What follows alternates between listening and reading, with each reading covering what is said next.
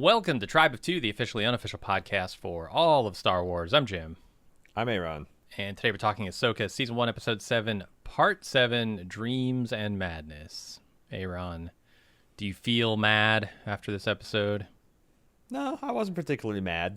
Okay, in the crazed nor angry way. I do think that Star Wars, when it's at its like general audience's best, it's family friendly, accessible best, it kind of floats somewhere on a 5 on the 1 to 10 Saturday morning cartoon bullshit scale, Okay. And I think this season of Ahsoka has largely stayed in that zone, but like I think there's a couple points this episode where we pegged a 10. We pegged a 10. Mm-hmm. I know one and that it you're kind talking about. And it kind of betrayed the characters and the themes and the badassery of certain people, and they just traded it all away for a cheap laugh that didn't even land. And it's a mixed bag. I really like the Thrawn stuff. I really enjoyed all of the lightsabery. I really enjoyed Ezra Bridger's like Star Wars Force monk routine. I always, when I played Star Wars role-playing game, because I think I played the Star Wars role-playing games more than any other role-playing system in my life. It's a crutch where I could play Dungeons and Dragons without violating my religious code. But I think I can't remember if it was the West End game or maybe it was the first time Wizards of the Coast that did the first D20, but it was essentially a reskin of Dungeons and Dragons. Like everything was just, it felt. And they had this particular Jedi, like it's clearly a monk class, healing, like faith-based, no lightsaber, just like close combat and punching and kicking, and it's all this like Force tradition of like Force judo. And I always thought that was so cool.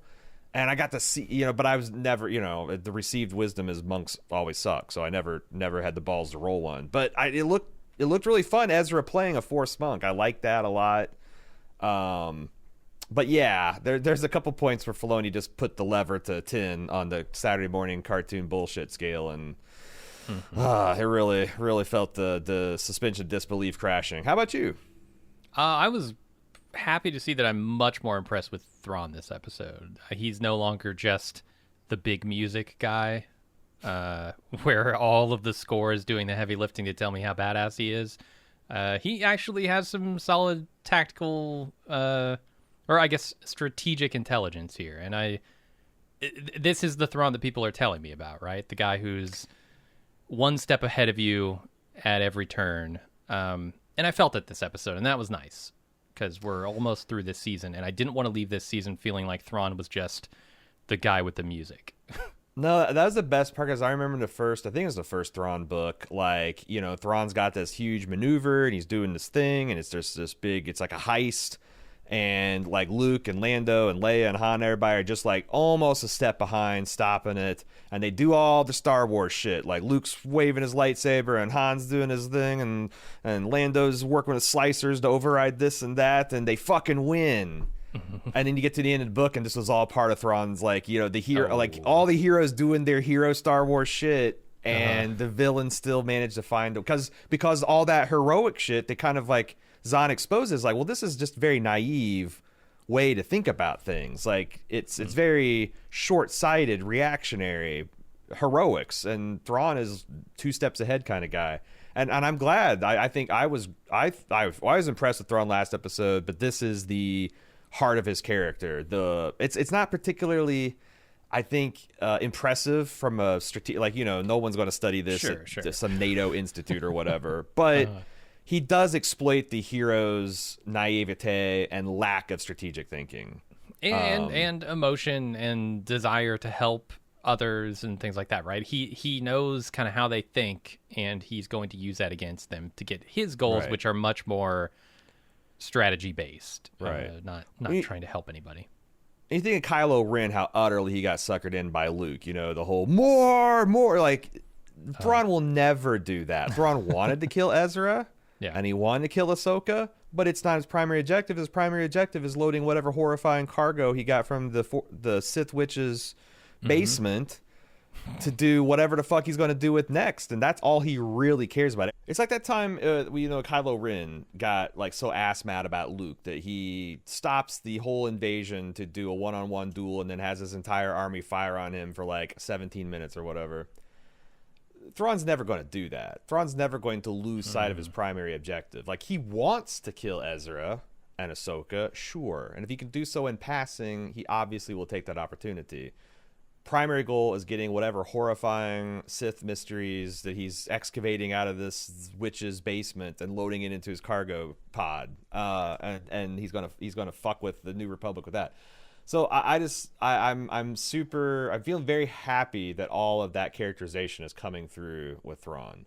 I had a really interesting piece of feedback about like the cautionary side of, you know, how you can like Saturday morning. It's like Thrawn is such a great character, but if you're not careful, you can Saturday morning cartoon him. Like if the great tactical master is always outwitted by these children running around with their lightsabers, then he's going to get dwarfed, right? He's going to not look so cool. Sure. But we'll tackle that in the feedback. Right now I'm pretty happy. Yeah. And I wish they kept that Saturday morning cartoon bullshit dialed below 5, but got away from him a couple times. Yeah, just a couple times.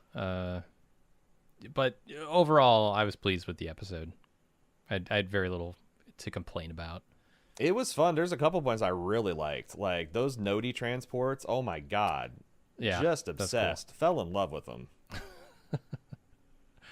Yeah, we'll probably talk about those for quite a bit in those scenes. Maybe we should get into the recap. Let's do it. Say? Yep. All right, let's start back on Coruscant, where Hera is answering for her insubordination.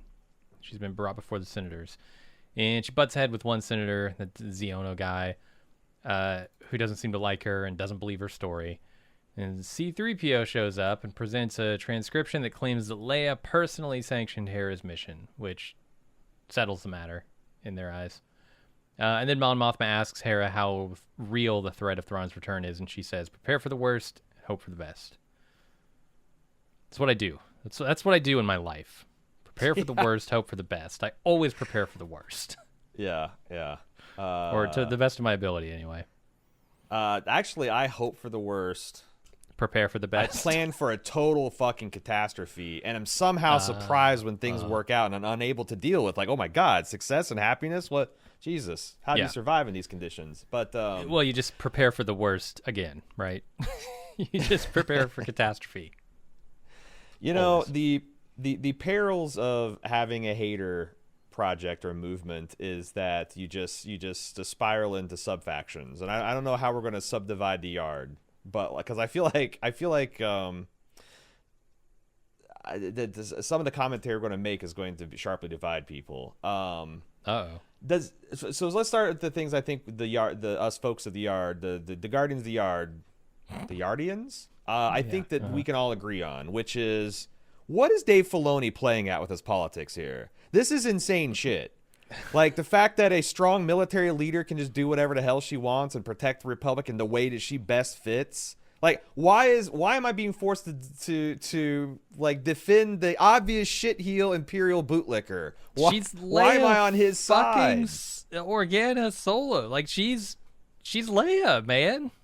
Okay, so like we can have philosopher kings and benevolent dictators because they're always going to be philosophical and benevolent, right? Yeah, that's what we want. We in want our strong Star Wars, people with absolutely. magic blood, just shanghaiing all the central government whenever they feel and their feelings. In our fantasy fiction, absolutely, no problem. Leia has done so much for the rebellion and now the New Republic that she gets a lot of latitude. I was deeply uncomfortable with some of the rhetoric coming from the generals in this episode. Yeah, I put my Filoni hat on there for a second. It didn't fit. It was really big, and I look awkward in it. But I was trying. I was trying Filoni. So I thought it's. I thought I'm pretty sure Admiral Akbar is sitting next to this Imperial bootlicker. I mean, like, he looks just like Admiral Akbar. He's got the 5 Alpo dog food star, blue stars for Admiralty versus. Didn't Akbar get killed by an Ewok on Endor? Okay, I could have sworn. Maybe in the Caravan of Courage. Was that a post-credit scene in the Caravan of Courage? Yeah, totally. Okay. We have some Yardians that are not happy with C-3PO showing up in the scene. I can understand that. Yeah, I feel you a little bit. Can I play actually this is fine Yard behavior defense? Yeah, you wear the Filoni hat for a little bit, yeah. I think there's a difference between like Yoda showing up on Kashyyyk and saying, actually Chewbacca's been my boy for like a century and he's just going to help me into this escape pod and take off because we've been bros forever. And C-3PO in the capital of the New Republic in the capital city sent on behalf of his owner Leia Organa Solo to interfere with the government. Like, this is the perfect place for C-3PO to show up. Like, this makes tons of sense. Oh, by the way, Darth Vader, the backyard desert slave boy, screwed together C-3PO in his spare time. This is connections that are already there to be made. It's I'm offended that Leia just decides that she's going to take over the New Republic government.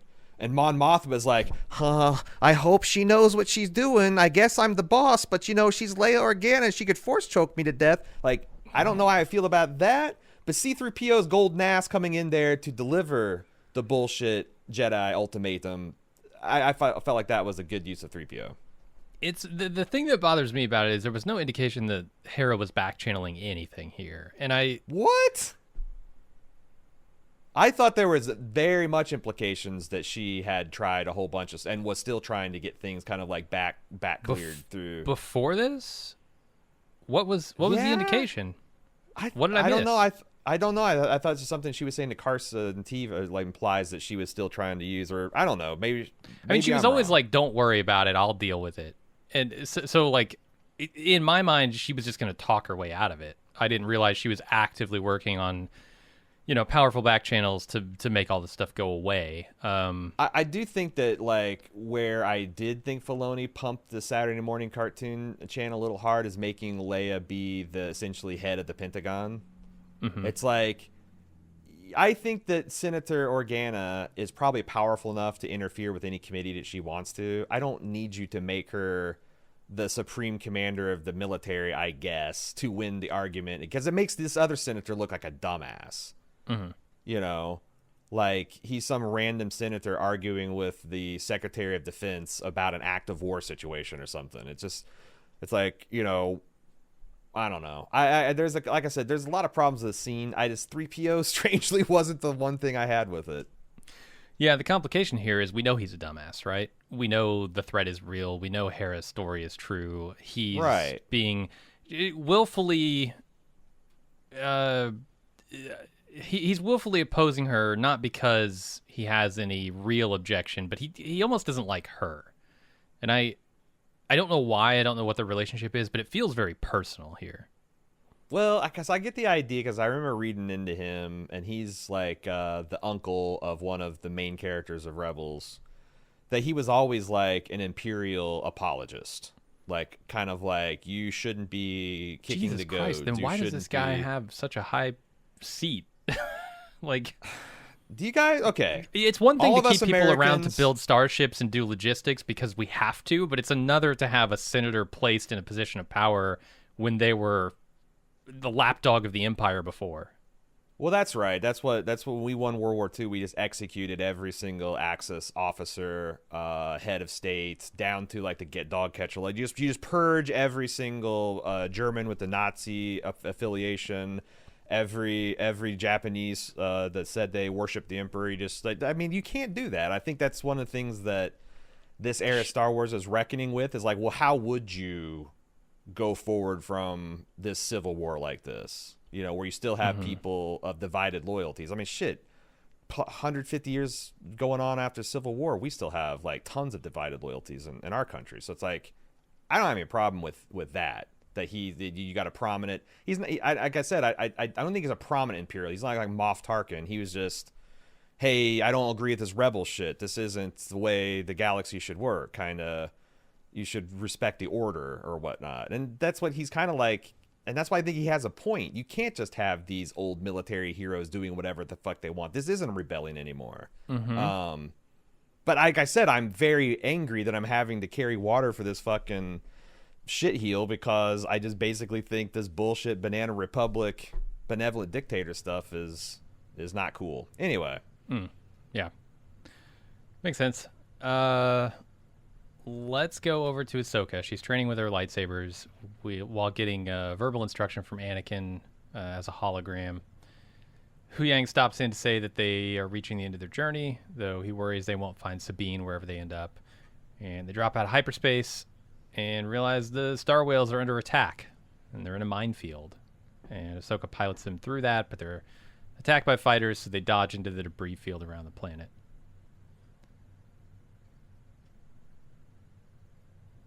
I think I dug the Anakin hollow scene. You know, this is clearly an Ahsoka reflecting on her role as master and whether she did as good a job preparing her pupil as Anakin did to prepare her.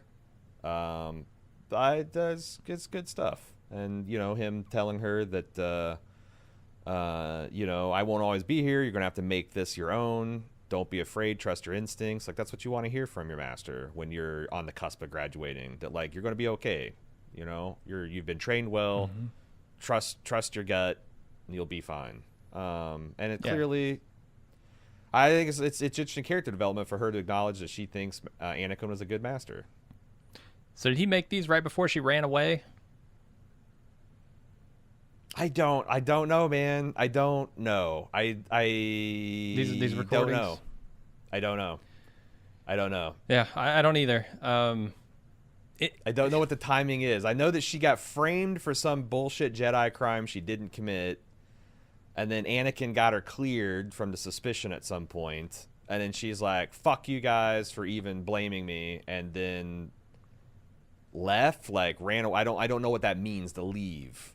Yeah, the Jedi or like abandoned, like ran away from the temple and abandoned her duties and training. And then Anakin fell. Like that was like right before Revenge of the Sith, I think. Yeah, it would have to be because it's after the Clone Wars, right? It's after Order 66, so like, yeah. If anybody wants to set the straight on a timeline, I wouldn't mind it because, like I said, I'm based. I feel like I got the details kind of sort of right, but it's pretty hazy. But yeah, at some point. You know, that's the thing. It's like if Ahsoka hadn't have like ran off, what would she have done when Anakin turned? You know, yeah. If she stayed, would he have turned? If she'd stayed, would she have turned? All fascinating questions, I'm sure, for Rebel fans. Yeah. I thought this was kind of a missed opportunity. I didn't like how they played Ahsoka. Realizing that they're using the whales for like, you know, like living shields, you know, like they come out of hyperspace. No one expected the Imperials to lay the mines, and the whales are instantly getting attacked. They're in pain. They're yelling, and then Hu Yang says like, well, at least the whales are like protecting us from the blast at some point. And I felt like I would expect the Jedi to show some kind of flash of pain or something. The fact that there's like dozens of these intelligent beings around them, you know, in confusion and pain, and that like we're also responsible. Like we asked them to help us and they did, and now we've gotten all this trouble. But instead, she's just like, when they break off and jump into hyperspace to get away, she's like, "Oh, great, you had to say something." Like she was perfectly fine using the whale. It didn't feel very Jedi. And I thought it was a missed opportunity to have her kind of like wincing in pain, and like Hu Yang can be an asshole and callous about that kind of stuff because that's kind of his shtick, and her being like, you know, they didn't even ask for this, and maybe being relieved when the whales got out. I don't know. Am I crazy? No, you're not. I mean, this is how you know they're bad guys. They're proximity mining star whales, like sentient beings. It's defenseless sentient beings. It's not cool, man. You can collaborate with the witches and you know, try and blow up the galaxy all you want, but these are innocent creatures. And you're I'm not proximity saying mining the them. Imperials are I'm saying that like Ahsoka comes across as heartless and uncaring. Oh, I know. I know what you're saying. Okay, all right. But they're also like telling us, oh, these are bad guys. These are really bad guys because they don't give a shit about. They're hunting the whales. I think they should. But yeah, I mean, to your point, sure. If you're going to tell us that these are bad guys by doing this, you should also tell us that Ahsoka is a good guy by having showing her react a to it. flash of regret that she got these peaceful, intelligent, sentient creatures, majestic, graceful, into this situation. And the other thing is, like, I really hope if I ever see these goddamn Purgils again, they have some kind of chip on their shoulder about this. Like, this is like the second time we've helped you, and what has it gotten us but like a bunch of grief? Like, what are we getting out of this? Maybe there's some elegant Rebels explanation in season 17, episode 59, that talks about the blood oath that the Purgils owe all Jedi or some shit. But like, I need the Purgils to have, if they are conscious sentient beings with long memories and a rich culture and all that kind of bullshit, I expect them to kind of like not be as. You shouldn't just be able to go out there in your spaceship and wave your hand at them. That shouldn't be the thing that you get to do. Are we sure there are even star whales out there anymore? Is this a genocide? They talked about how this is their migratory pattern, and they've proximity mined the entire system here. Oh shit, you're right. This is another. This is like the end Ewok. of, yeah. The indoor Holocaust. This is another, like, the Empire has just killed all Purgil because they have to come bury their dead. They can hyperspace away, but they're gonna eventually lose all their whales. This is like all the unrecovered ordnance in World War One, like French children blowing their legs off situation generations later. It's a tragedy. Yeah, we'll see. I'm with you though. I hope they have some kind of memory. Yeah, these space whales should carry a grudge. Is all I'm saying. Like, because like the other thing is, it's the pain's not over for the Purgils because Thrawn's going to open up and just blow holes through their sacred burial place. And again, if they're a sentient creature, they should feel a certain way about giant turbo laser shafts just blowing the shit out of their ancestors. I guess so. I mean, it depends on the Purgil. I wouldn't give a shit. Like, it's bones and dust and rocks and shit. I don't care. That's because you're a fat, lazy, self-satisfied Westerner. If you were some kind of oppressed, driven to extinction space whale, and all you had was your pride and your culture, that shit would mean something to you. I suppose so. That's possible. But you got a PlayStation 5, and not my perspective. That's what the problem is. I don't care. Aliens can come down and blow up all our cemeteries. Doesn't matter to me. That's just more land. Matter. Put a Chipotle on it. Just glass the shit cemeteries. Get some in and outs on there. Yeah, why not? All right, well, let's move over to Thrawn getting word that Ahsoka is alive, and Morgan gives him all the information she has on her. And he notices that Anakin was her master and calls the fighters back to control all the variables. Where we start seeing that he might be smart. We got the most email from everyone inside the yard, outside the yard, to let us know that Enoch is being portrayed by one Wes Chatham. Right. Who I have been on the lookout all season, because I knew, if you looked at the preview, I was really excited. As I kept on, I was like, where is Wes? And I'm like, I kind of forgot. Is this the most criminal misuse of a badass that you've ever seen? It's close. You're going to hide Wes Chatham's face? Come on, man. He's that guy. Yeah. Look, I thought Gwendolyn Christie was bad, but her voice was recognizable. There's nothing. And the thing is like, I don't even know that Wes has a good Stormtrooper voice. He's kind of got like the whole thing about Amos on the Expanse is this is like a good looking, laid back kind of dude that is a terrifying, violent psychopath. That's his whole shtick. But like, if he's just got this electro gravel voice and a gold face, why the hell do you hire Wes Chatham to play him? Right. He's got to get unrecognizable. So he's got to take his helmet off at some point, right? Yeah, but it's such a cool helmet. Are they really going to have him take it off, right? It's the Mandalorian thing. But at least Pedro Pascal, has got like a light, I'm speaking through a filter voice, but like it's still recognizably Pedro. This is just Yeah, man. So like, no wonder I didn't recognize him. It's like, why would I? He's there's nothing about him is coming through in the performance, and it's a shame because, like I said, he's like Amos is top 4 or 5 awesome TV character of all time territory for me. Yeah. Well, we'll see what happens with him. Hopefully, they can pop that helmet off. And then Ahsoka lands on some Star Whale debris, shuts down the ship. Hu Yang runs a scan to try and locate Sabine, just kind of hiding out.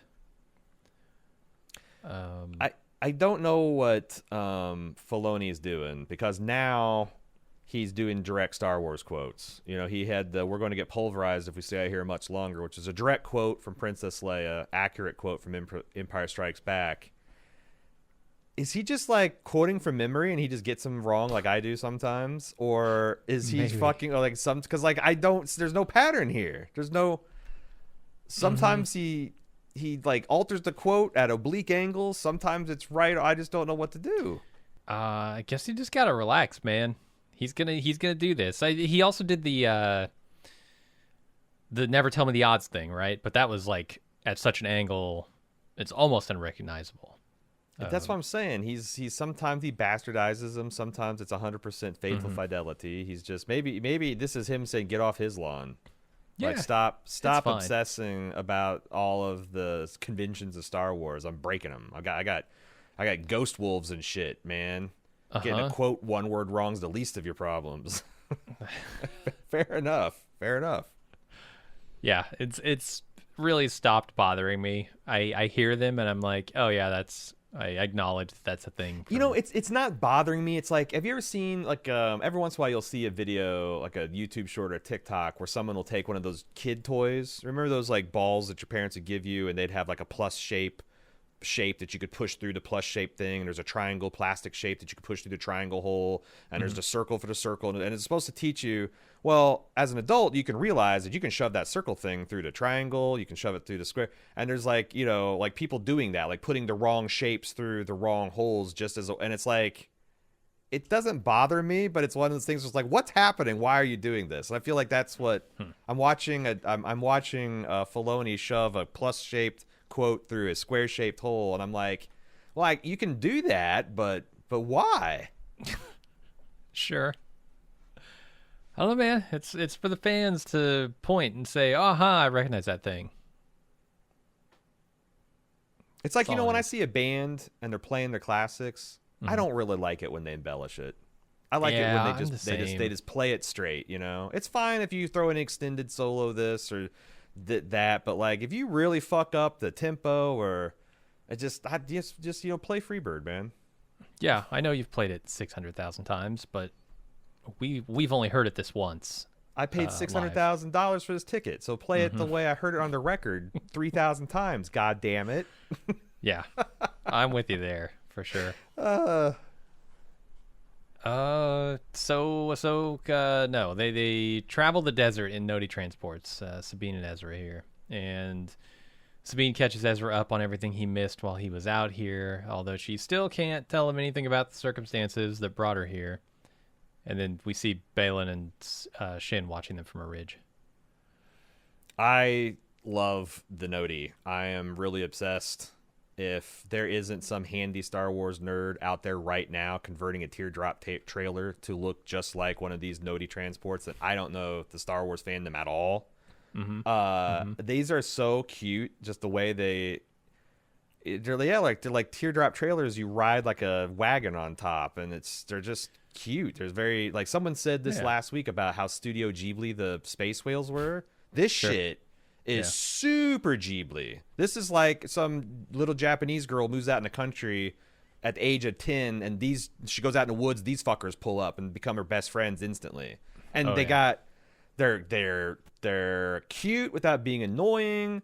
They're stereotypically peaceful, defensive people, but they're not above open up a window and hitting a motherfucker with a frying pan. This is the best. This is one of the best new things they've done since Baby Yoda in terms of Saturday morning bullshit, riding the line kind of stuff. Yeah, they're not annoying like Gungans. They're not like, they hit the right balance there. They did, and I think the And I like, how thematic everything is, right? Like, or how much of a motif there is with these creatures. They've got these turtle shells. They can kind of look like rocks, and then their vehicles are kind of designed around that. It really makes it feel alive, I think. Yeah. I don't know, something about it. Just like, and the fact that none are alike. Some things when I'm watching the space whales move, I'm struck by like, oh, these are just the same models that are just doing the same movements. They're just slightly, but like these are just all visually distinct. They're different sizes and shapes and configuration. I love it. The conversation is really funny because this is another like Ezra is trying to like, okay, so when are we going home for real? Why are you here? How are you here? And Sabine's like, let's just keep it loose. I'm not ready to get down to the details. And he, for some reason, continues to placate her. Yeah, he's giving her a pretty wide latitude here. And I don't know what the relationship is like. I don't know if this is well within character. Like, oh, Sabine just, sometimes doesn't want to say things, and so he lets her get away with it. Or if this is out of the ordinary for her. Couldn't tell you, but I think they can't do this much longer, right? They can't be like, hey, how did you get here? And she goes, I don't want to talk about it. Mm-hmm. Well, this information has to come out. Yeah, right? It does help that she has an extraordinary amount of insane news to catch him up on. Like the whole ass galactic empire has fallen. Yeah. There, Luke Skywalker killed the son of Anakin Skywalker killed the Emperor, and I thought, from a certain point of view. Also, wasn't a huge fan of her being like, that's what people are saying. Like, really, you're gonna play it like the fucking Emperor? Maybe like, yeah. You're really going to try to sell that somehow clones? Palpatine's returned. You're really going to try to work your way back and make that. I don't know. That's it's a high degree of difficulty maneuver to still stay in the boundaries of the art. I think you're gonna go off the mat there, but we'll see. But that is pretty distracting, right? From the question of how did you get here? Yeah. Ezra's really pulling off. You remember, like, in the religion we were growing up in, they always had these illustrations of Jesus, right? Mm-hmm. And, the elders would always, like, talk about the fact that, or at least I got this speech, it's like, you think it's hard to turn down women. You try being Jesus, boy. This man had the perfect body. He had a perfect face, perfect hair, perfect skin and complexion. He could do a perfect British accent too. He was a carpenter, had a trade, probably had some money, powerful hands. And the elders are thinking about Jesus' powerful hands. No, dude, is this when you become a ministerial servant? Is that when you get the speech about Jesus' perfect body? Because I never got this. So okay, yeah, you didn't make it high enough in the masonry range. So the thing is like he's consistently illustrated as a very attractive man in Jehovah's Witnesses literatures. But every once in a while, one of those Bethlite illustrators, it would get away from him, and the whole power, and like they would just drop a sexy ass Jesus on us. Like he's like John the he's like John the Baptist standing back in awe of Jesus bursting out of the River Jordan, water glistening off his abs, piercing blue eyes, looking right off the page at you, smoldering pitch and heat. Mm-hmm. This is what Ezra is giving. He is caught between sexy Moses and Prince of Egypt and sexy Jesus in some random Watchtower article I read in 1997. But it's really working for the guy. Really working for him. Sure, he speaks Nodi now, which, that's hot when you speak a foreign language. Yeah, right? Intelligence, yeah. Mm-hmm. Mm-hmm. Everything a Star Wars gal would want. Or guy. Yeah, frankly, put the cover on that cockpit and they can just go to town. Why not? Yeah. Apparently, they've never noticed each other as attractive. Apparently not. Yeah. They're brother sisters, so yeah, that kind of relationship. No, they're not. They're not literally brothers and sisters. No, I know. It's okay. I just want to make sure. Want to make sure. Well aware. All right. Well, let's get away from hot Jesus Ezra for a second. Let's go over to Thrawn, asking the Great Mothers to find Ahsoka. They bust out their laser balls and go to work. I don't know. Why the laser balls? I mean, Ahsoka doesn't need no laser balls. Well, Ahsoka's not a terrifying Dathomiri witch. What do these witches do? Are they tech-based? Are they force-based? I'm not sure. I don't know. You're gonna get someone to send me a 17-paragraph dissertation on the Night Witches of Dathomir as understood by Dave Filoni.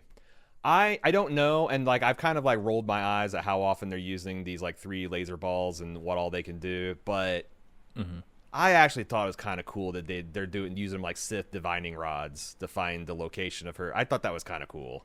It reminded me of Independence Day, where Jeff Goldblum's like, I need to triangulate the position of my wife's cell phone in the White House, and so we got to get you got to get multiple points to triangulate, right? That's to me what these are. They're like triangulating something.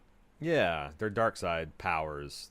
I thought it was kind of cool, and then also like why Thrawn was not super interested in pursuing through this crazy environment. Which that doesn't. I think this is a pretty unique Star Wars environment. This like it's kind of like got the elements of Empire Strikes Back asteroid field, but with like a fog of war because it's all bony and I thought that was a really, really cool environment. And my prediction from last week came true. Like when I said, I was just joking about like these whale fall sustained this whole ecosystem of tube worms and space crabs, and they fucking do. Did you notice when Ahsoka's chilling in her cockpit, you can see all these like space shrimp and worms and stuff like working their way through the corpses of the space whales.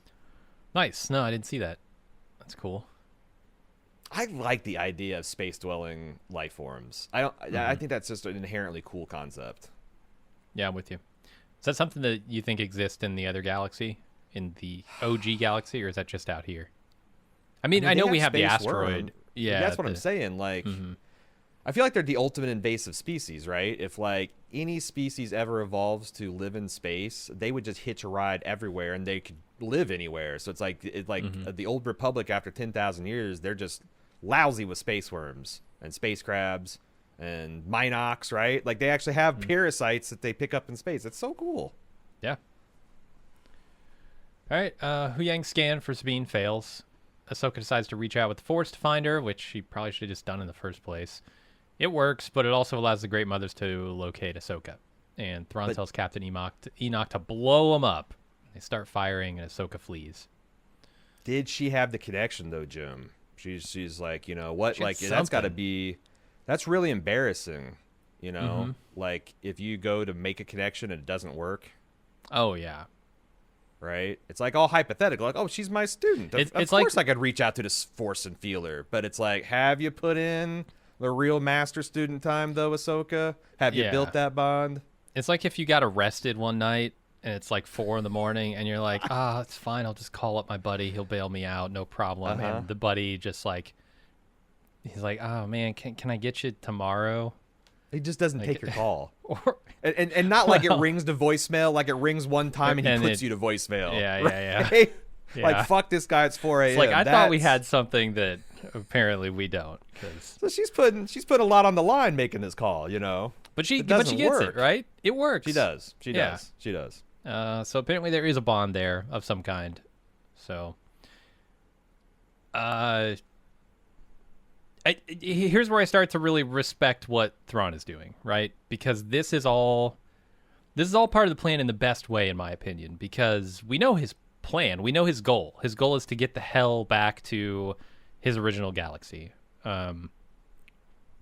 and everything he's doing here is in service of that. He's using a couple of ships here to distract Ahsoka. He's using Balin's position to distract Ahsoka. He's sending, Ezra or sending Sabine out to find Ezra so that she's drawing Ahsoka away when Ahsoka shows up. It's all this stuff is adding up to a guy who clearly has his goal in mind and is doing everything to service that, but also doing things that could be beneficial in an ancillary kind of way. Like, if we get Ezra, we get Ezra, you know? Yeah, he's got primary goals, secondary goals, tertiary, all the way down, but, like, he's never going to let the lower levels interfere with the top levels. Right. And there is one quibble I have towards the end of the episode where like I can't reconcile what Thrawn is saying with what I'm seeing on the ground. But maybe maybe I'm misinterpreting something. I'm curious to see what you think about it. Yeah, I'll be curious to see what that is.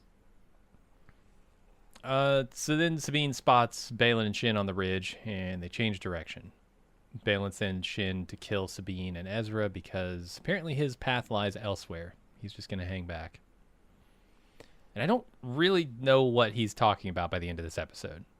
Dude, Hopefully me we find either. out more. I am completely perplexed. Goes to the crux of what I don't understand, because if Darth Swanson here doesn't step off the path to distract Ahsoka, I don't think Thrawn's plan works. And yet, every time Thrawn sees him, he's like, "Where's Darth Swanson? Darth Swanson seems curiously absent, Lady Morgan." And I'm like, what the fuck, dude? Can you not see? Do your fancy scanners only work on like 2 acres of ground? Can you not look over? Oh, he's over there with the fight of his life against Ahsoka. Ahsoka comes in like a wrecking ball. All our shit gets, and like, I don't know. I thought it was weird. Maybe it does work out, because if Darth Swanson was there, they would have killed Ezra and Sabine, and then Ahsoka could have been abandoned or left. But there's something about that feels a little loosey-goosey. Like, why doesn't Darth Swanson just tell Darth Grimes what he's doing? Like, this Ahsoka chick that's been fucking up our shit all season long, I got to put a stop to that. You know? Yeah, I don't know, man. He tried to once. It also felt like a dismissal, like not like hey, you do this, I'm going to do this. It's like you're going to go join the Empire, I'm going to go do my own thing. And yeah, I think this is the last that he will see of Shin, certainly.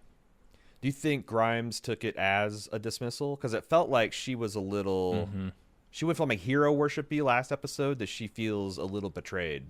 I felt like. Yeah, for sure. I think she read the scene the same way I did, which is he's dismissing you not just in this instance, but altogether. Are they setting up Sabine and Darth Grimes to be like counterposed examples, that you're going to see Sabine fall to like the dark side, and you're going to see the redemption of Darth Grimes, and then I assume they'll eventually redeem Sabine again too? But I keep going back to Sabine has to pay a price for the bullshit that she's done to the galaxy at large, and Grimes seems to be positioned as maybe having a change of heart, or at least they're giving her a whole bunch of reasons for her character to question her, loyalty to her side. Yes, I agree. I don't know if there's going to be a switch there, because I think the only real price that Sabine could pay is for Ezra to be pissed at her, right? Like for Ezra to disown her or something, like for that relationship to crumble because of what she did. So like that's where I think it's going. I think Ezra is going to be so offended by the things she's done to save him that all of it will be for nothing, because he won't be her friend anymore. Yeah, that feels unsatisfying. That the only thing she'll feel is the disapproval of Ezra and him rejecting her. But like, you're right. It's the thing that matters to her. She doesn't care about anything else. If she cared about anything else, she wouldn't have done the thing she did. So right. And I guess that's like Anakin. The Padme's rejection of him was like that was the thing that hurt him the most. Yeah, it's got to be. I mean, it's the only thing you could take away from her that would matter enough to pay a price for what she did. Yeah, I think it'd be a cool idea, because I think the idea of this Padawan raised, by this kind of fallen Jedi, finding a path back to like the Luke Skywalker. So I think that'd be a cool story. But I was also, it felt like I said, I was kind of surprised that he didn't like cut her Padawan braid or do some kind of like graduation ceremony, because it did feel like, she was being promoted to whatever master, or at least full knight. Yeah. Oh, it's rare that I wish I knew more about the timeline, but this is one of those instances. I just really don't know when that is. Specifically, Ahsoka's training. Oh, okay, gotcha. Because I don't know. I don't think she graduated, right? Is that the thing? Like, she never graduated from her training. She just ran away. That's what I've been getting from the show. Yeah. That she's not quite a full-fledged Jedi. Mm-hmm. Mm-hmm. I don't know, man. starwars@baldmove.com. I wouldn't mind learning, just like some straightforward. Again, I don't know if I need 17 paragraphs, but yeah, like exactly when did she leave?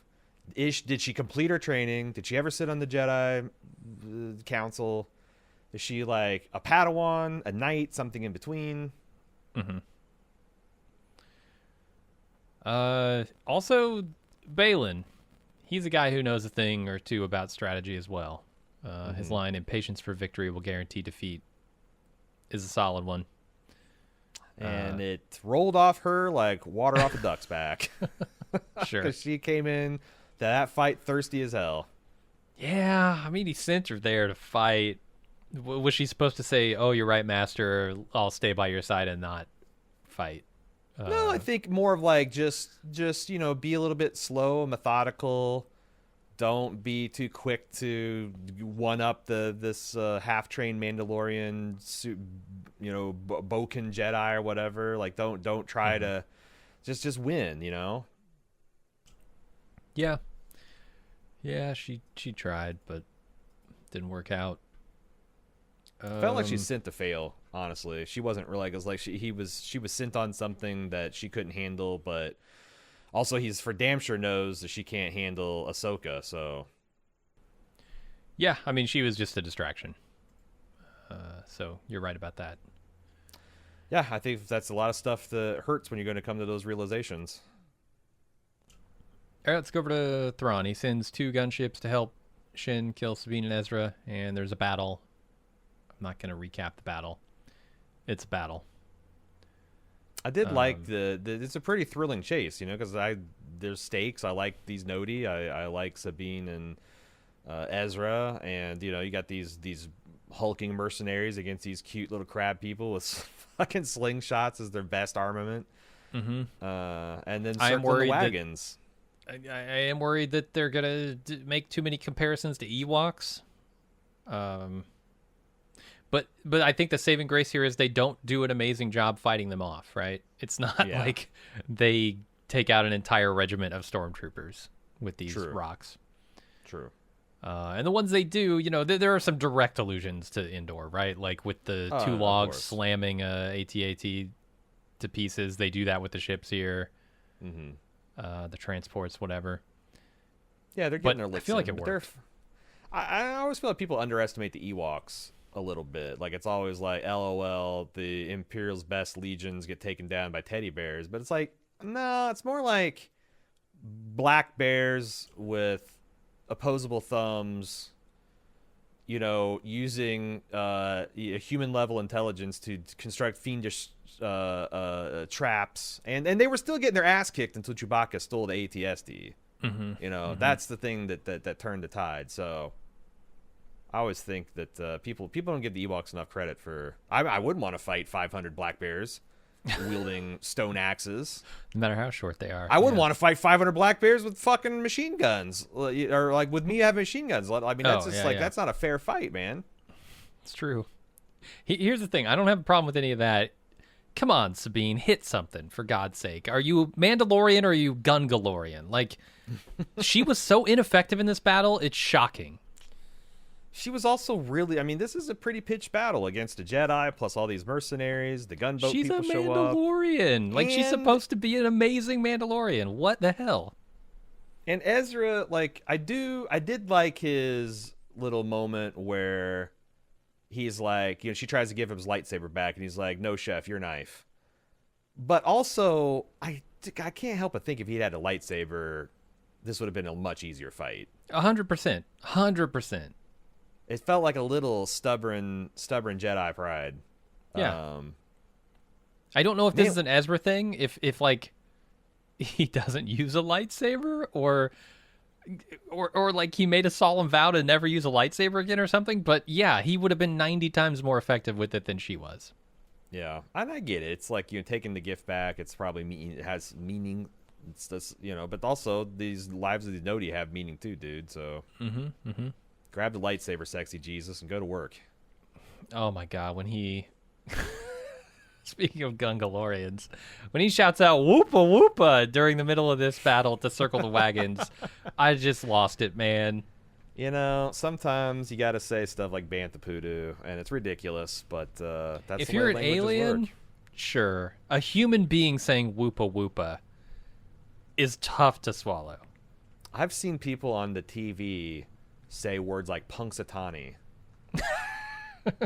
I mean, come on. Fair. But yeah, I do like how the ships kind of turtle up. You know, they're It's circling just the so wagons cool. here. It feels very on brand for them. Not yeah, it just feels like this is the exact type of conveyance these people would construct. Mm-hmm. Love it. So Ahsoka jumps out of her ship and encounters Balin, who won't let her get to Sabine. So she has a habit of jumping out of ships? Is that a thing? I'm I mean, getting Huyang that, and and her have done this they're- before. There must have been some real classic Charlie Chaplin style pratfallery involving some of these insertions. I gotta say, this is the most Saturday morning cartoon bullshit to me in the episode when they convert the stairs to a ramp. oh That really? was so yeah, silly, so dumb. Yeah, why would Why they does she do need to that? slide out of this ship? Why can't she just leap out of it? I mean, it's clearly the force that she's channeling. And I gotta say, also, the CGI was not up for this task. This looked like No. shit. Huh. This looked didn't like notice. hell. It was bad modeling. The ground texture was just like this uniform brown mud kind of blur that just is trying to hide too many sins. It was jarring for how good the stuff usually looks on this show. They just ran out of budget. Apparently. Maybe they thought, it's just a 1 second shot. Nobody will notice. We kind of already talked about Ezra refusing his saber. It results in Sabine going one-on-one with Shin, though, after he gets knocked out, which I feel like is just their go-to. If you have two Jedis fighting against one Jedi, or one Sith, whatever, fallen Jedi, you gotta disable one of them temporarily. Well, or the Sith is probably going to lose. You know. I mean, Darth Maul 2-on-1 held fight his own forever. pretty well.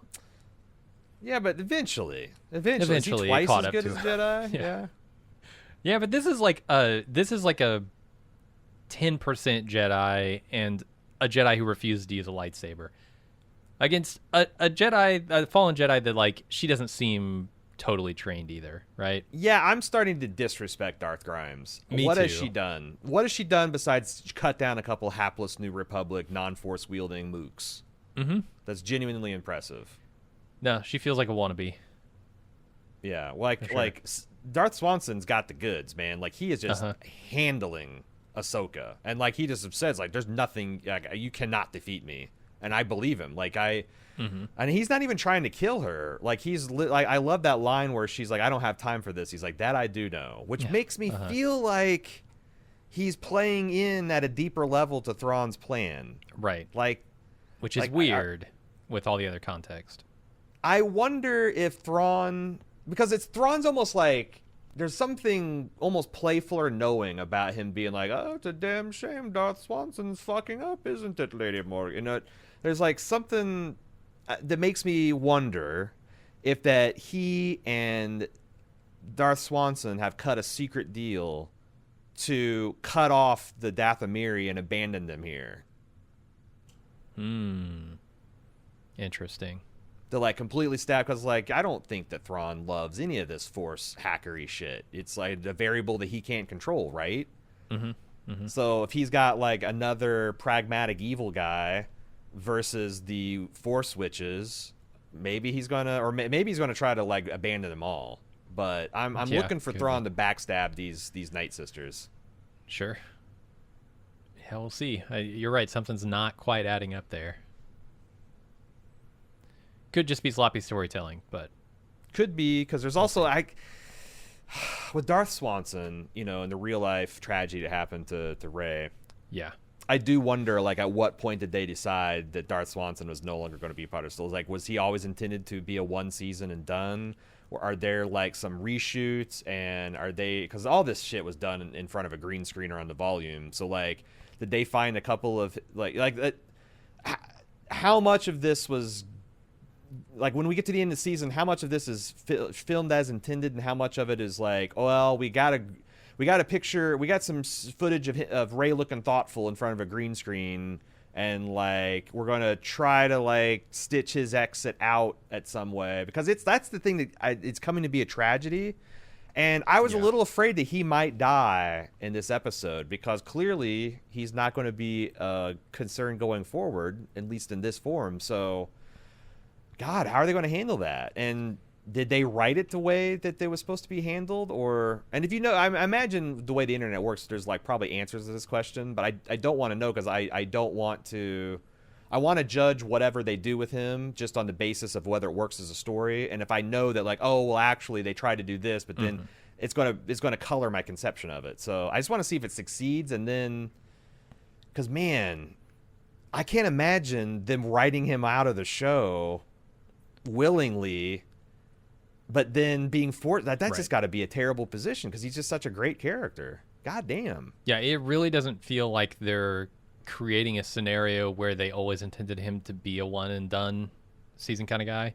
It feels like they're doing something much bigger with him, which we know they can't now, or if they did, it would have to all be in the background, right? And then you could do like a scene with him like they did with Mark Hamill in The Mandalorian, where, you know, maybe they're buying time to negotiate with his estate to try and CG his face onto somebody, like for a scene or two, but it feels like they were doing something big with him, and now it's just gonna be submarined, you know?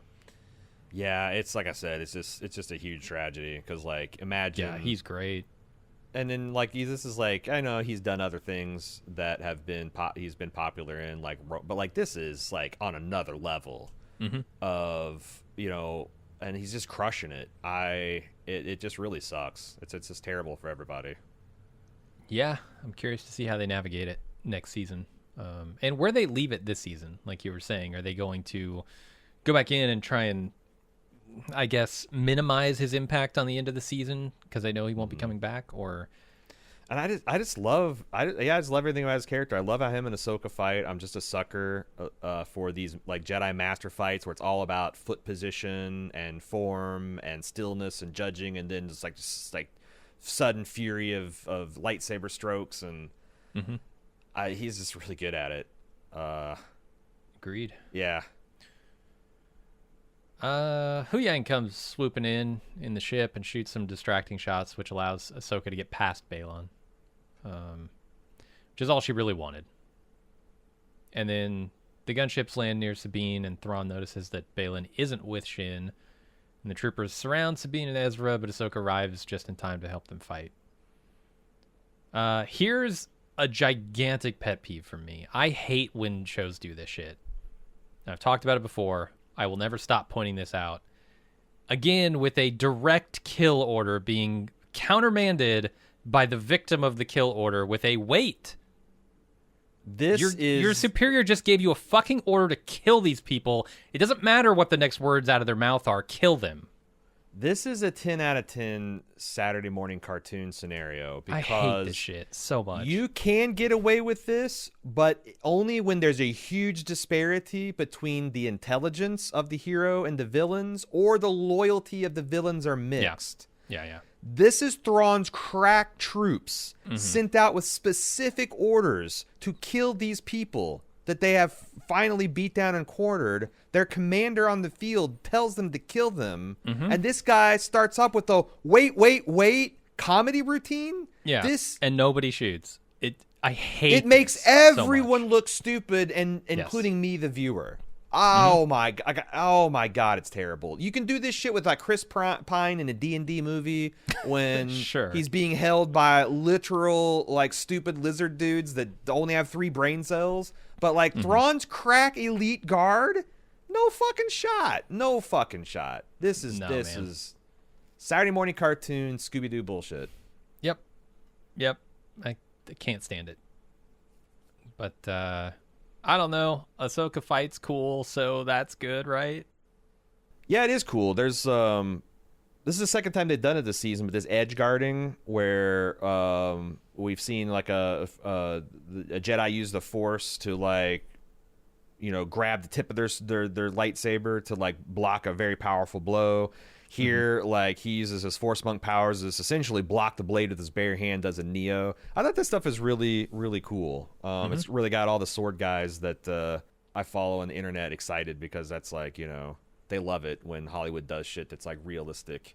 And I guess that's like knights when they had like full armored gloves, would a lot of times grab their sword and kind of use it as a bow staff in close combat, because why the fuck not, right? Yeah. I thought it was cool. It's going to be something where it's like, I hope this becomes a recurring thing, because you can't just like block a lightsaber with your bare hand and then never do it again, right? Yeah, it's the hold on maneuver in microcosm, right? Like, if you could do this always, why weren't people doing it all the time? Because it seems effective. Yeah. So yeah, there's the one problem with it, but like, I don't know, maybe they can incorporate it going forward. There's so many ways to block a lightsaber blast, or a slice, as you have pointed out many times before. This is just another one. Mm-hmm. And then Thrawn calls off the attack because the cargo transfer is almost complete, and he's confident the time is on their side. Thrawn's troops abandon Shin, and Ahsoka offers to help her, but she runs off. And then Ahsoka is reunited with Ezra, and Hu Yang picks them all up. It's cool that Thrawn's like admiring, like he's kind of like that. See, that's right. I feel like they're showing an affinity between him and Swanson, because just like Darth Ron was talking about, like, oh, it's a shame to kill a Jedi. They're so rare, and it's so neat to watch them fight. Like, Thrawn's saying the exact same thing. But also, that, and the other thing is, like, I guess, I don't think he's very impressed with his ally here, the Lady Morgan, or Morgane. Like, he's always having to explain why he's 3 steps ahead of everything, which makes her feel 2 steps behind. And what does Thrawn need with a lackey who is 3 steps behind, Yeah. No, it feels like she's just that, right? She was useful for a certain part of this, which is getting him out of this galaxy and back to the OG one. And after that, I don't know what her usefulness is. We talked about that last episode. Like, what the hell does she have to do now? I'm starting to think they're going to get shafted. They're going to get betrayed by Thrawn. Yeah. But it's, like I said, I think it's the way they use Thrawn. This is a classic. Like, all the Jedi and all the heroes did their Jedi hero shit, and they quote unquote saved the day, but they don't. Like, Thrawn's going to return to the galaxy with a cargo full of whatever for the New Republic. Mm-hmm. And I think Ahsoka's going to return with cargo full of Noti. It feels like they might be taking a few back with them. I don't know. Boy, that's the definition of spitting in one hand and shitting in the other. I don't know what 2 handfuls of that is going to do against. Hey man, I'm betting on whatever horrifying shit he got out of the Sith dungeon versus the Noti's couple of rock creatures, caravan of courage. Okay. Yeah, you're probably right, but I saw one caravan of courage and it was enough for my lifetime. Okay. Yeah, no kidding. And they made 2 of them, so you walk adventure. That's it for the episode, man. Yeah, so the one thing he says at the end, Sexy Jesus says he's got a feeling they might be going home after all. Mm-hmm. But how? How are they going to go home? The Noti are going to transport them in their rock ships. The Noti's rock ships are hyperspace capable, intergalactic hyperspace. Yeah. Uh-huh. Okay, that. No, I have no idea. Oh, then we can get the 11 of 10 Saturday morning cartoon where Ezra's like, guys, you could do this the whole time and you never told me? And they're like, which will translate as like, you never asked, ha ha ha, and then we can all kill ourselves. Yeah, that's it for the episode then, huh? I mean, the Noti they must have a plan, because Ezra's like talking to the Noti, and he says, I guess we're going home after all. And that's kind of it, right? So they have a plan to get him either on the Eye of Sion or into another star whale or something. I hope the plan's better than jumping into the T6 Jedi scout craft and saying, wait, don't you guys want to take us hostage? Sure, don't you have some brigs in there you could shove us in and bring us back to? It's like, I don't see it. The space whales, like if the space whales come back, I mean, they're all still blowing up in the proximity mines, right?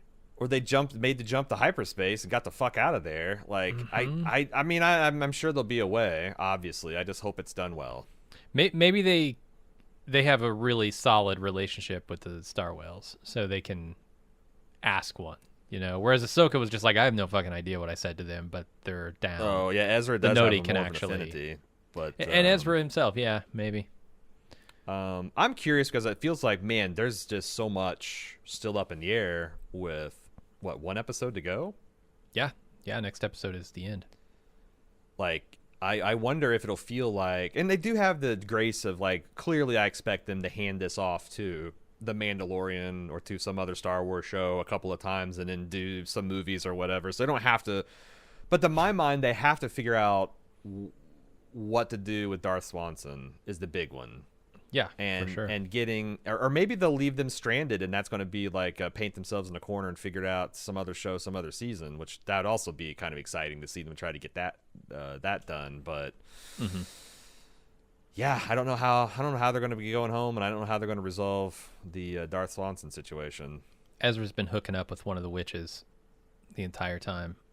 Oh yeah, they owe him a favor. And the witch can get him home. Does he have a kid too? Everyone's gonna have their kids coming on all their adventures. Jason and his horrifying half-witch sister. Jaina, yeah, Just happens. Just happens to have the same name. Anyway, shall we get to feedback? Yeah, let's do it. Star Wars at baldmove.com is how you get in touch with us. Evan's up first. Says, last week another bald mover wrote in regarding episode 5's depiction of the impacts of being a child soldier. I think the interrogation of that theme has been one of the most interesting throughout the season. I've actually met a former child soldier. Briefly, the Air Force sent me to a master's program which included foreign military officers. One of my classes, a Ugandan officer, mentioned casually that he fought in the Ugandan Civil War, which floored me because it occurred in the late 80s, and based on his age, he had to have been a tween. Interestingly, he did not consider himself a former child soldier because in his culture, becoming an adult is not about turning a certain age, but about certain life experiences being met. In his case, defending his home and people, which he was concerned, as far as he was concerned, was going to be wiped out or irrevocably altered. I mentioned the story because I think the show's outlook on child soldiers is like their use is bad under all circumstances, full stop. But I also think they're undercutting themselves with Sabine and Jason. Or Jason? It's Jason. I always pronounced it Jakin when I was reading it growing up, but I guess it's Jason. Sabine appears to be in her late teens, and maybe I'm wrong, but has already seen a ton of combat, but does not seem to have any qualms about it. And Jason seems to be having a great time in a very dangerous situation.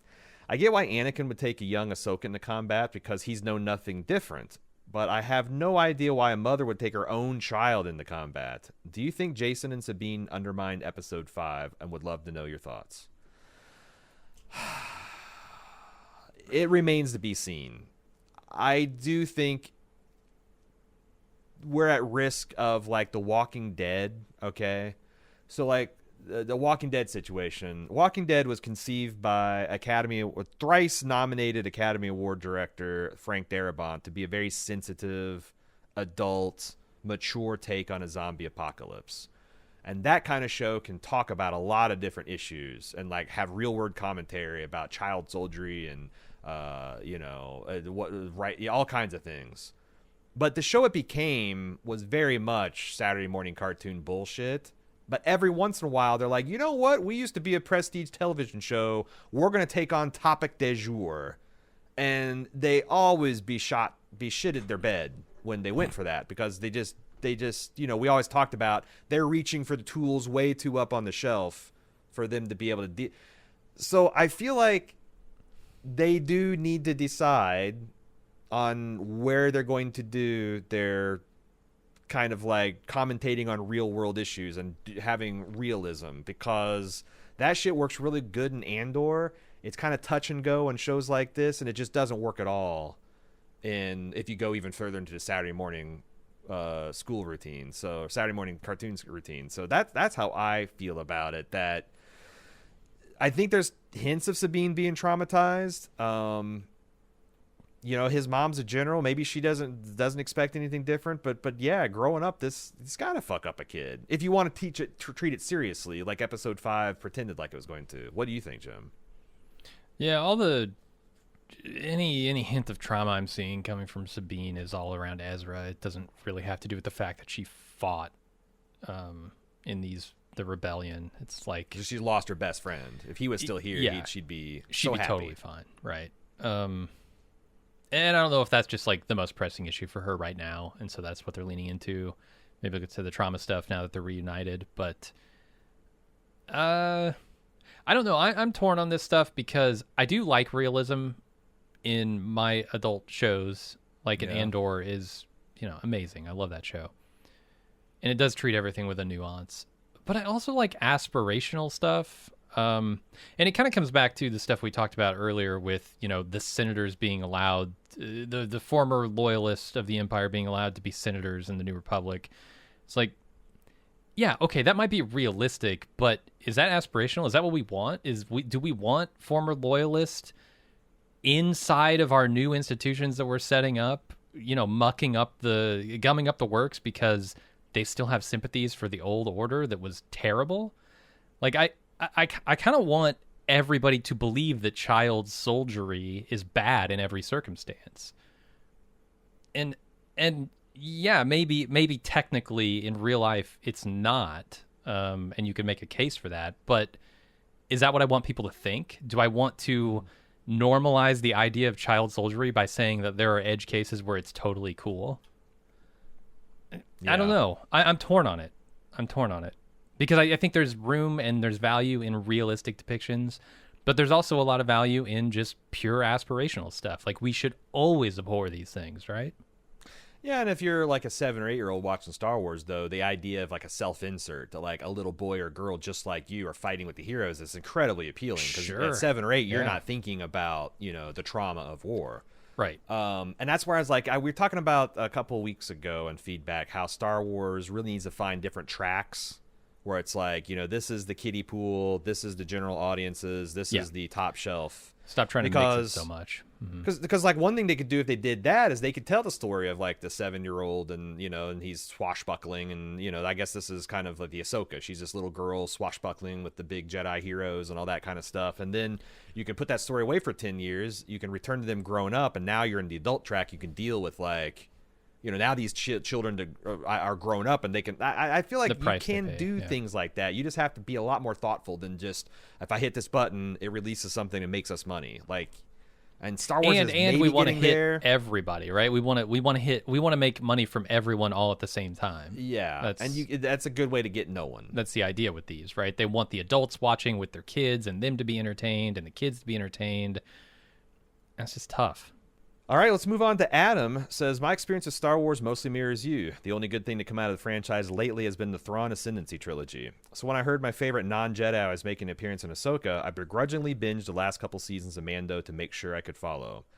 It seems that was mostly unnecessary, and I was increasingly concerned that Thrawn was going to be just a last episode cameo. Star Wars is going to disappoint me once again.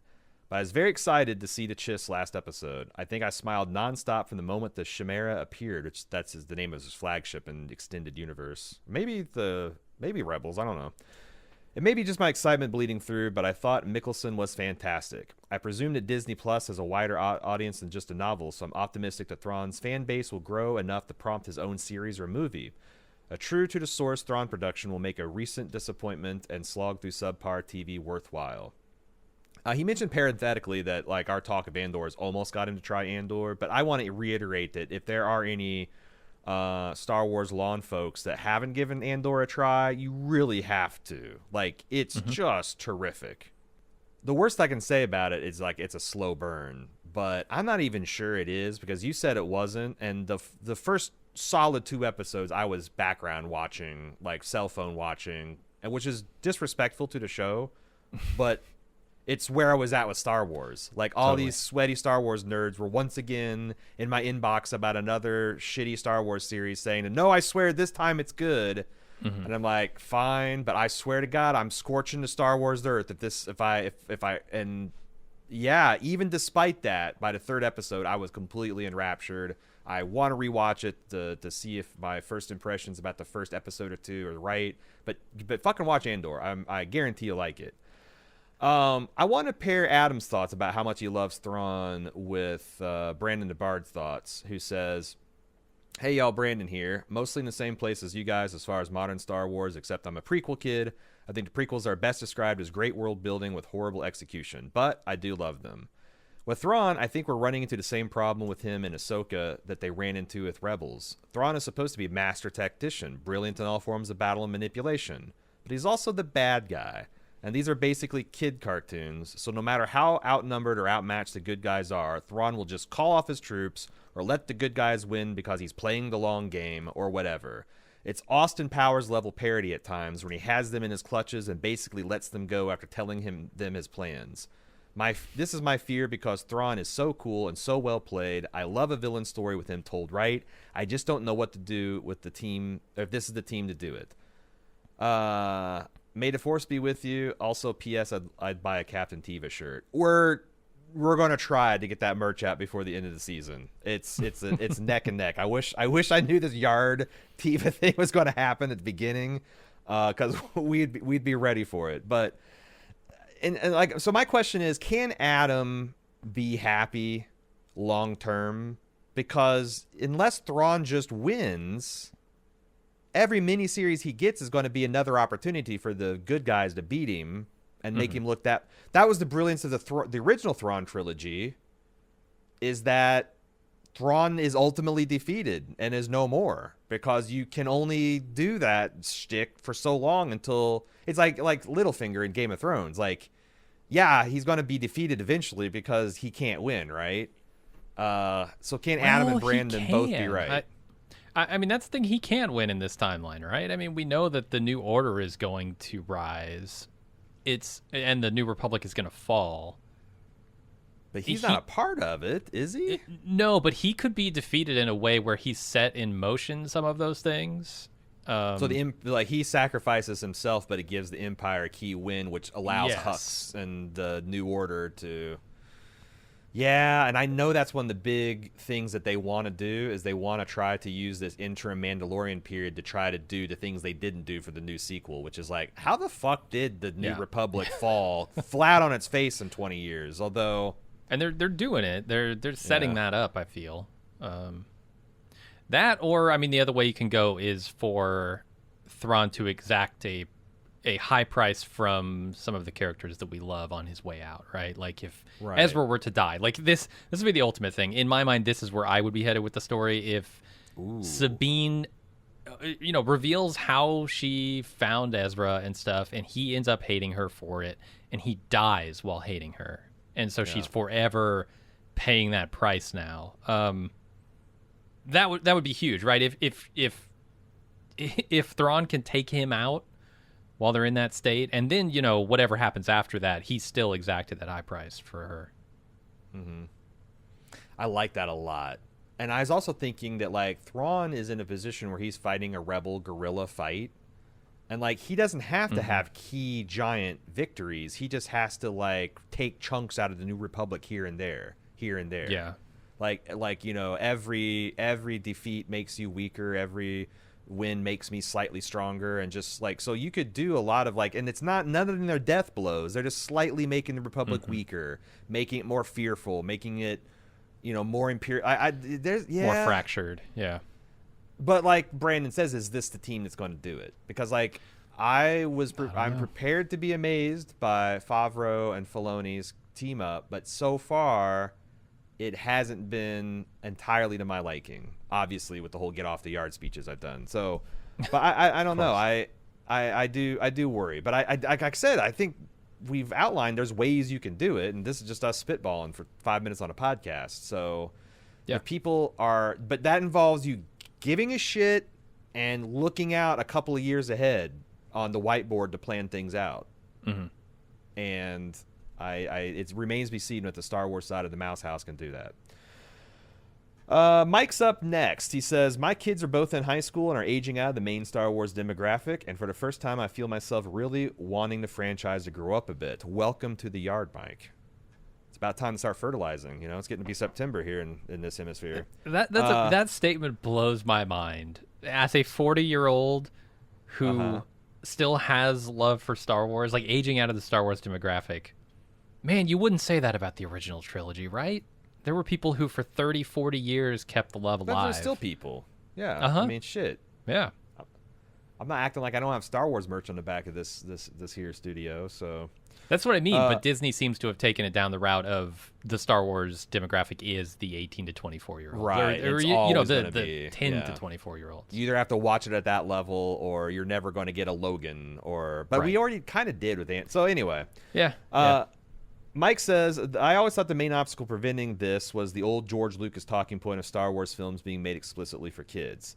As we've seen for the Book of Boba, when they really lean hard into this, the result is not good. And as great as Andor is to us old heads, I don't know if it speaks to the children, which is fine. Star Wars is a huge tent that contains something for everyone.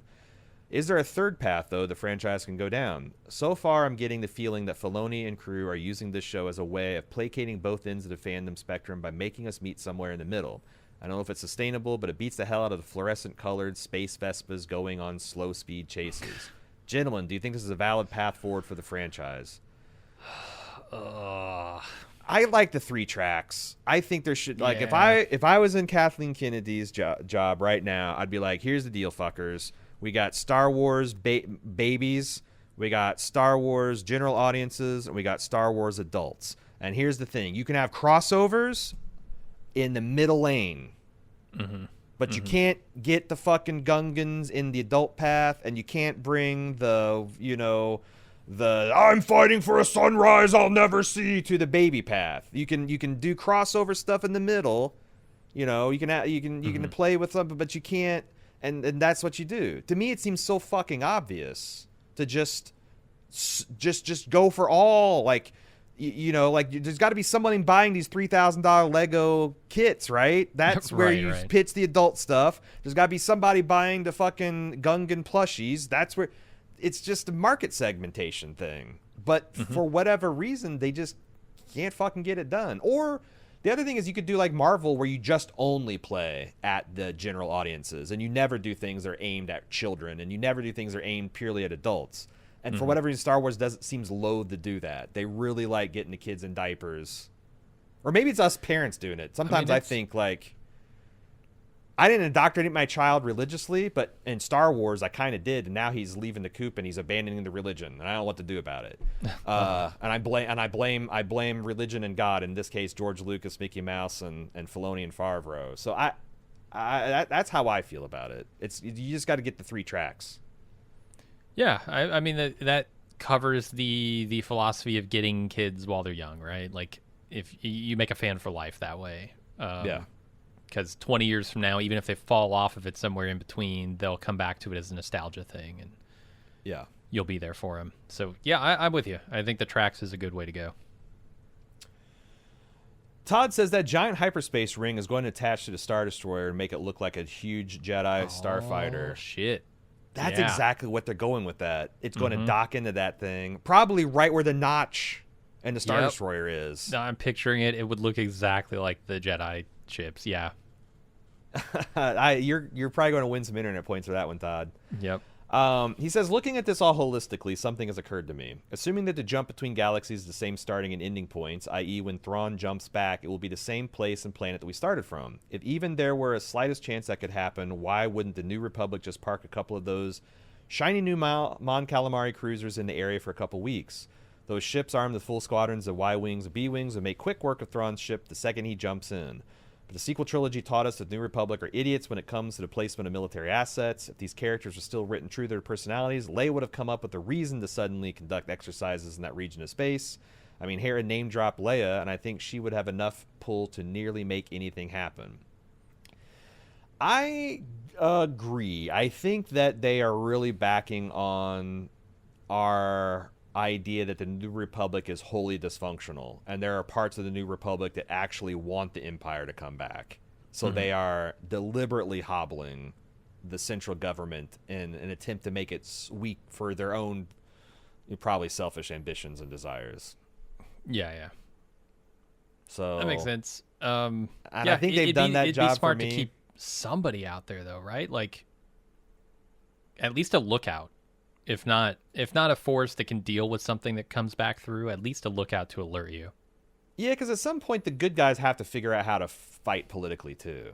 Like, they can't just always have the shadowy senator run them around procedurally. Like, the good guys sometimes can be smart that way too.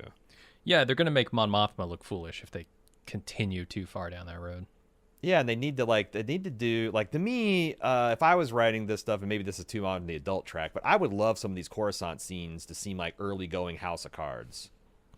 Like, how cool would that be? Where, like, we understood the galactic politics and how the Republic Senate works enough that you could, like, get kind of into, like, procedural and who has the leverage and who's in the chain of command and who needs their back scratched because they're blockading dandruff shampoo to Kashyyyk and all the Wookiees are upset. And maybe some that political maneuvering like that.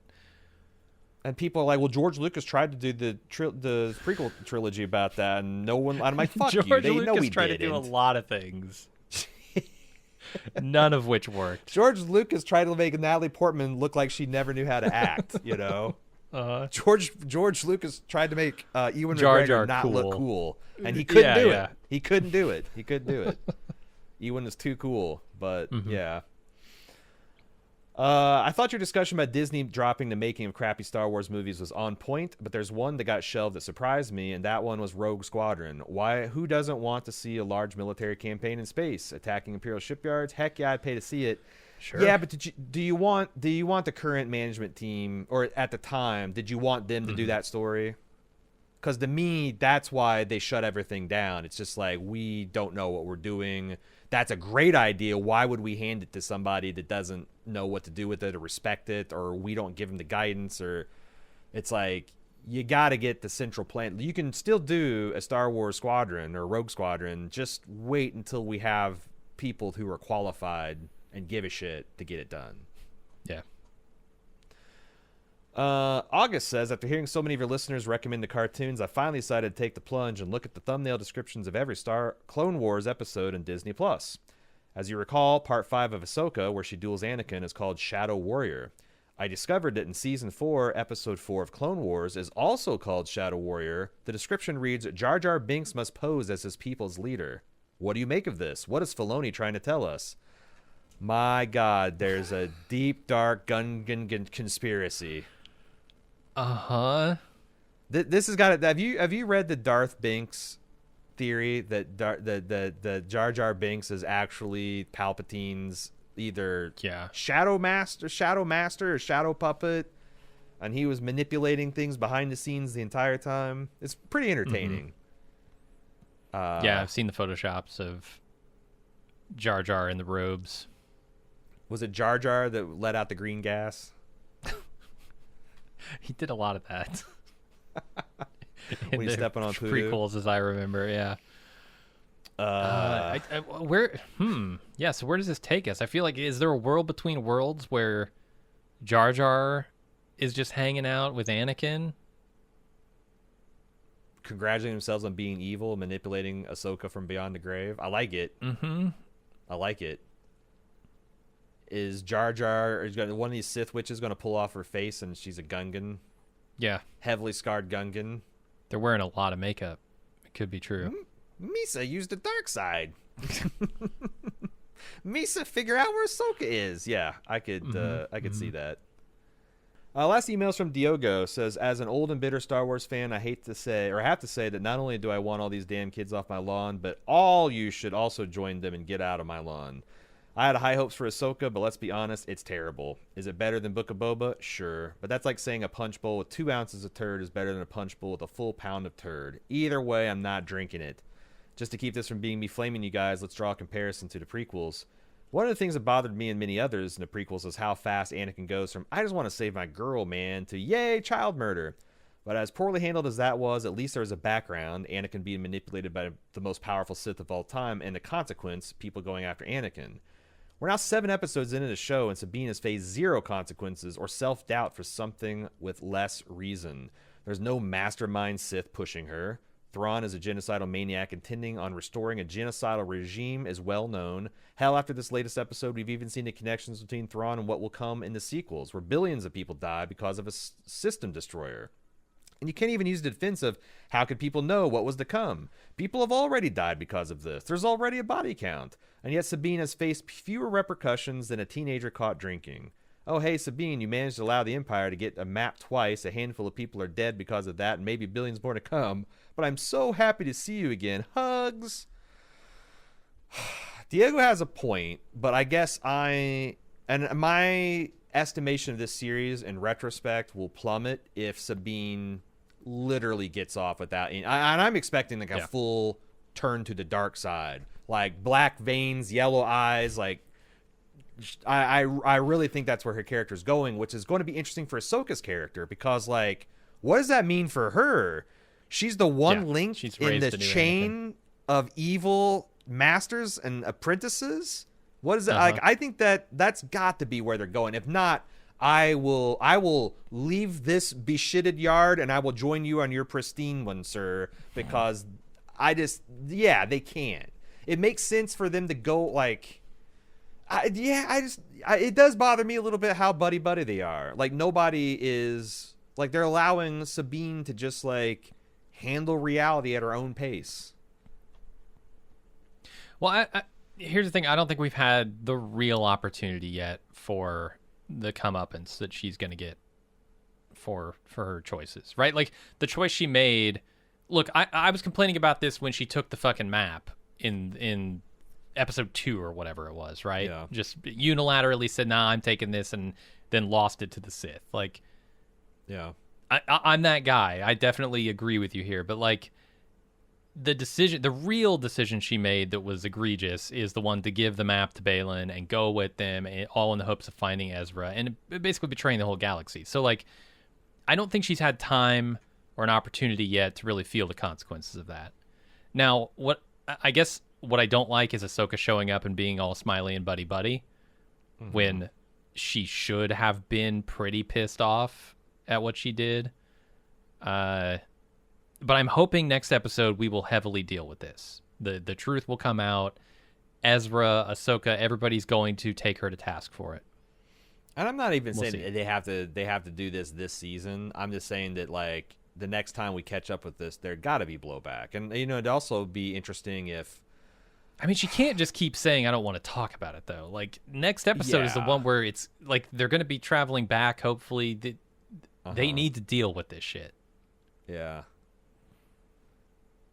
Yeah, I mean, I feel like Sabine, I saw this video on the internet of this young woman who's like completely drunk in a police station, and she's like every couple of minutes she's asking the cop, whoever's babysitting her, it's like, I got, when am I going to get my car back? I got classes tomorrow. And he says like, look, you were just involved in an accident that killed 4 people. Your blood alcohol levels, like, I don't know, some insanely high number. You're never getting your car back. You're not going, like, I don't know what's going to happen, but like, your life had completely changed. And she just wasn't getting it. Yeah. And I feel like that's Sabine. Like, she's like, I want my, it's like, you just introduced a warlord that's responsible for billions or trillions of deaths back into the galaxy. You're never getting your happy ending.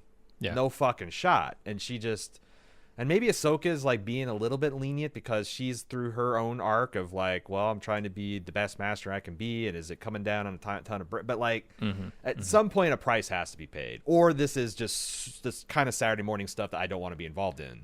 Right.